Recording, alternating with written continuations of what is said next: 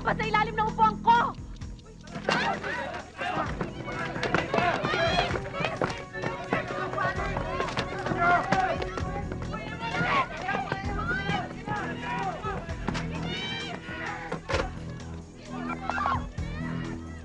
Hello? Police Department, emergency! Sa Human Rights Office to! May bomba dito!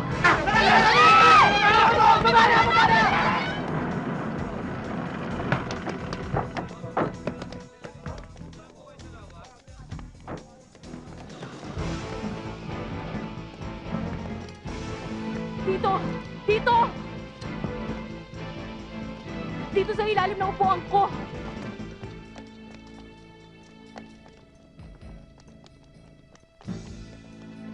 Ma'am, ano ang problema? Ngayon lang ako nakakita ng ganitong klaseng bomba. Santos, ikaw magaling sa explosives eh. Ako nga tumingin. Tignan ko kung anong magagawa ko. Pwede ba, sir? O sige, ingat lang.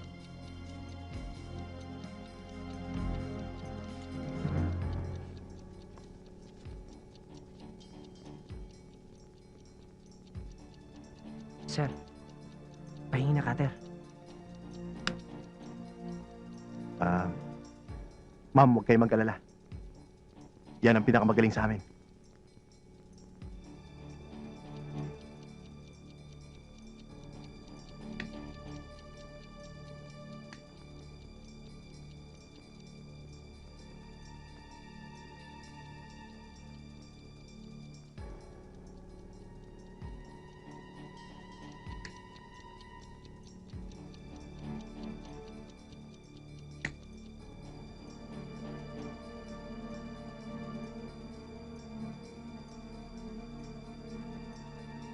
Attorney, okay na.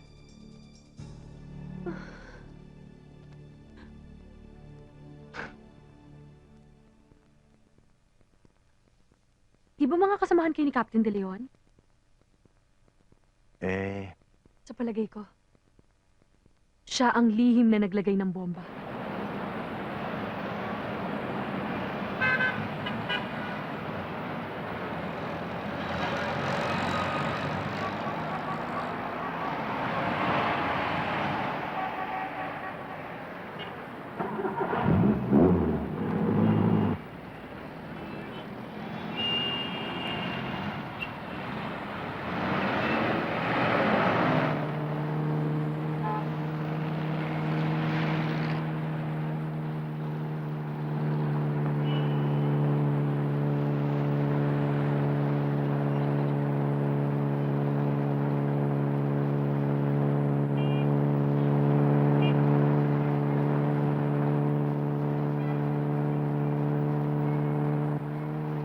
Nakakita ko pa diretso ko eh!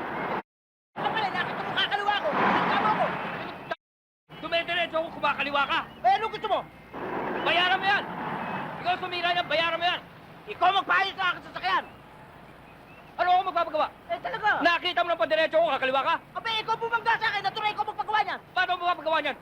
Ano ka pala eh, bulag ka eh! Sino? Ano gusto mo mangyari? Eh, ikaw, ano gusto mo? Aba! Pala! Ha?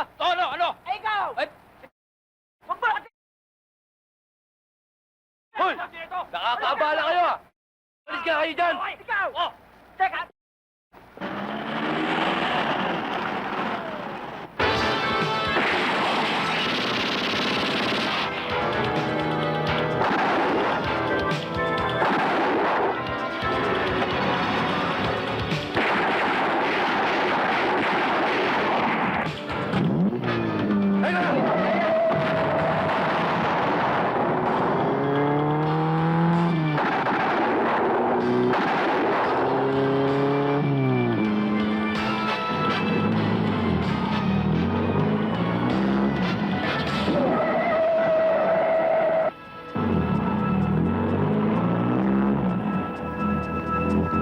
Magdiretsahan tayo, Asunsyon. Patay na yung ng anak mo. Kahit na anong hatol pa ang gawin mo, hindi mo na maibabalik ang buhay ng biktimang iyan. Alam mong ako'y maraming salapi. Kaya kitang payamanin kung gusto mo. Ayaw kong yumaman. Baka yan pa maging mitya ng buhay ko. Alam mo, Asunsyon, dahil sa impluensya ko, pwede kitang gawing justice sa Supreme Court. Bakit hindi na lang ikaw ang pumasok, Mayor? Para kung sakaling iapila ang kaso ng anak mo, andun ka na. Lutong-luto na. Huwag na tayo maglokohan.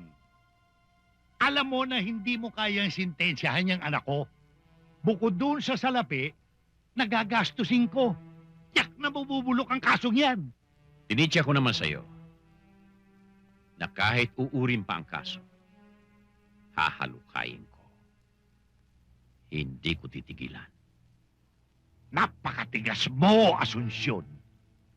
Nakakalimutan mo na ikaw ay nakatungtong dito sa lupa ng Laguna. Kapitenyo ito. Kabayan ni Aguinaldo. Hindi titindig ang balahibo ko sa inyo. Sobrang tigas mo, Asunsyon. Hindi ako naniniwala na ipinaglihi ka sa marmol. Nakakalimutan mo na 4 kami, nag-iisa ka! Ito naman ang bala nito. Tigitig-isa ang mga tuta mo. 4 na bala magsisiksikan sa noo mo.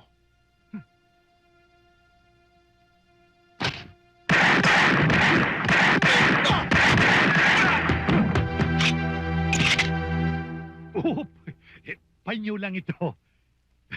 Masyadong mainit dito sa kusina mo. Tara mga bata, magpalamig tayo. Kumain tayo ng halo-halo. Dapat. Dahil mainit sa impyerno.